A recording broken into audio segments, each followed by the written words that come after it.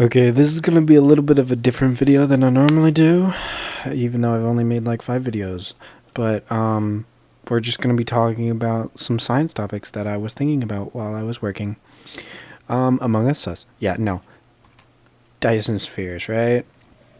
Dyson sphere is a megastructure placed around a star to capture the sun's energy. But those are dumb. Those are stupid. I don't like them. Dyson swarms are better. Instead of a physical shell around a star, we would have a swarm of autonomous drones that can repair each other, mine resources from a planet or asteroid, build more drones, and collect the energy needed from the sun. These drones do not have to have all of these functions. Instead, there can be specialized drones to do each specific function. Now, I put on here collect energy needed from the sun, and while some of the drones will do that, all of them will have solar panels. Because, of course, you can't just have the solar collectors have solar panels. You need to be able to supply the power to the actual miners, refineries, and manufacturers without having to go to the solar collectors every single time. Because the solar collectors, while I don't exactly know how they would link up, they would probably go on like a timer kind of thing. So basically, you have a swarm of energy collecting drones, and they have large capacity energy reserves, batteries, of course. And when those fill up, they switch places with another autonomous drone.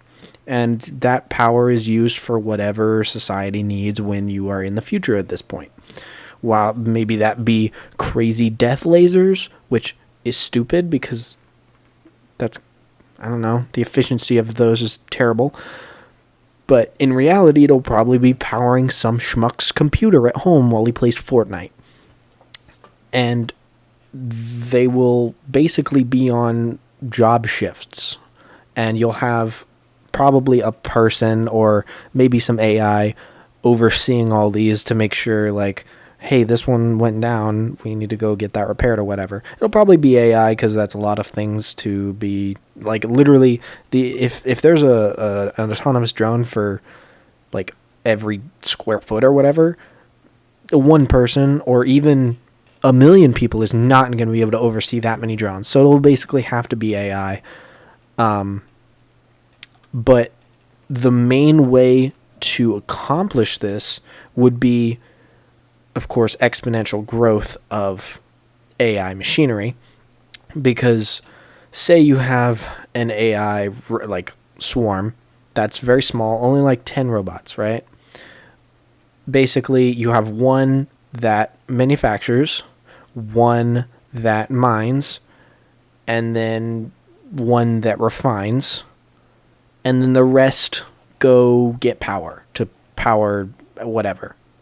So the manufacturer, basically every 10 robots, he'll make the same amount that we started with. So every 10 robots, he'll make one manufacturer, one refinery, and then 7 of the energy collectors. And yeah. So basically, once you build that first 10, now you have 2 manufacturers, and both of those manufacturers make 10 more. So the next 10, you'll have 4. The next 10, you'll have 8, 16, and so on.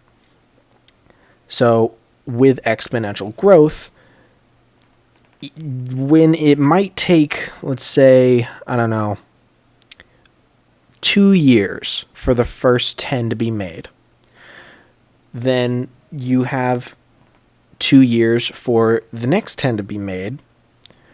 But then when you have the next 2 years, you'll have 20 be made. And then you don't have to really wait that long for the entire swarm to be built. Of course, it'll still take years and years, but definitely not as many years if you tried to do it by having humans build it.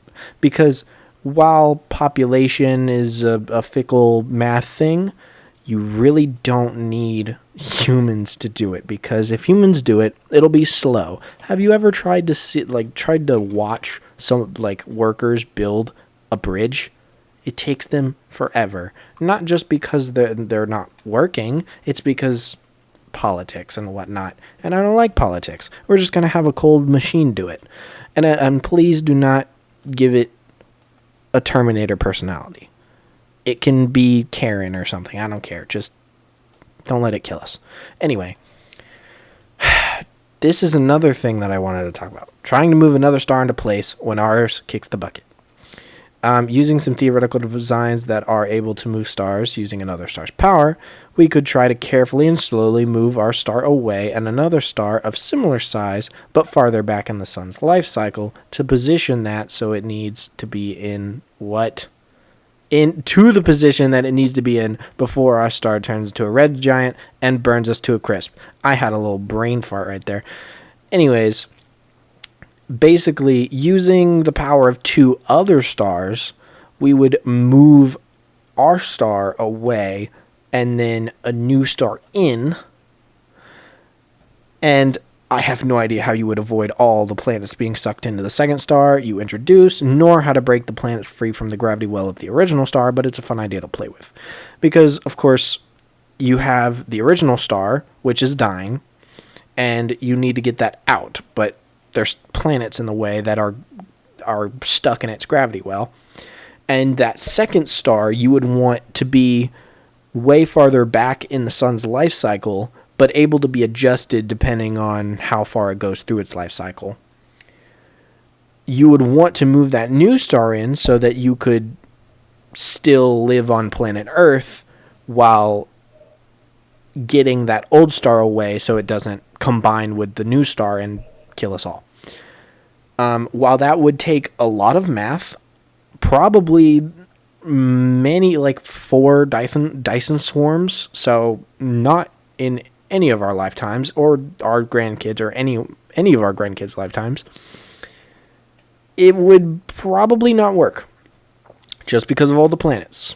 Or you would have to move all the planets, which would be even more difficult.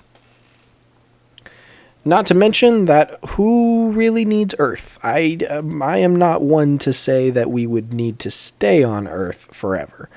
I don't really see... If we get to the point where we have Dyson spheres, or Dyson swarms, I do not really see the point of staying on Earth. I gotta be honest. At that point, it would be a race against entropy, and staying on Earth would not help with the race against entropy, because the atmosphere would make it very hard to ship things from world, off world, in world, anywhere. Solar panels do not work as well on the surface. Granted, it would just be like normal life, but it would just be much better in space, I believe. I do not see how the continued growth of our species can stay on this rock, because eventually entropy will catch up, but we can do all in our power to slow it, probably by going to space. And the only way I can see humanity surviving, inventing some sort of cryosleep. Currently, the only cryosleep humans can manage sends them into the endless sleep, so probably more like a stasis pod. Yeah, cryosleep is not great so far. All the inventions I know of just straight up kill you. I know that I think it was Walt Disney put his head on ice so that he wouldn't, I don't know, he could be revived later, but I don't think that's how that works, bud. I really don't. Pretty sure he's mega dead. And I do not believe that cryosleep, like that term, will be the way it will work, because that's dumb. I don't think freezing things really will help. I don't really know how it will help at all. I don't know. Science doesn't even know. So something like a stasis pod, or something in that vein. I don't know how. If it cannot be invented because it evades upon the laws of physics that I do not fully understand, then we need to figure out a way to synthesize exotic matter to make a warp field generator, or some other way to trick the universe into allowing us to go faster than the speed of light, or obtain instantaneous travel.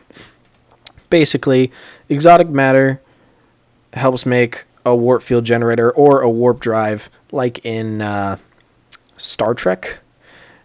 Basically, it warps space and time around the vehicle so that you are actually moving space instead of moving yourself through space. So you're basically bending space to, when you're moving, it allows you to cross more space with the same amount of speed, because you're literally bending this part of space over to the left side to where you are. So it makes farther distances shorter. So in essence, you're traveling a distance that would take longer to travel if you were traveling at the speed of light, but you're not actually going the speed of light. You're just bending space. So theoretically, it would work, but again, everything's theoretical, basically. And you need exotic matter, which I do not believe is actually able to be made. Or obtain instantaneous travel, which again, don't know if that's possible, but I can dream. And the third thing, high efficiency solar panels. Right now, the average efficiency for solar panels is 15 to 18%. If we could bump that up to even 30% while maintaining a reasonable amount of cost, we would be golden. Now, oh boy, 15 to 18% is terrible. 30% is manageable. Again, these numbers are on-world. Off-world, of course, you don't have the atmosphere to block the sun's rays and stuff, so you'd get more photons and stuff hitting your panels, but they'd also get hotter because there's more photons hitting your panels, so they'd probably lose some efficiency, but they'd have more photons in general to work with. So I don't really know what the efficiency is. They would be generating more energy overall, but their efficiency may go down a little bit. If we could get that efficiency number higher, though, we wouldn't really need to make a Dyson swarm as big as it would have to be with these lower efficiency panels. Because the higher efficiency panels you have, the less amount of actual drones you need to power everything.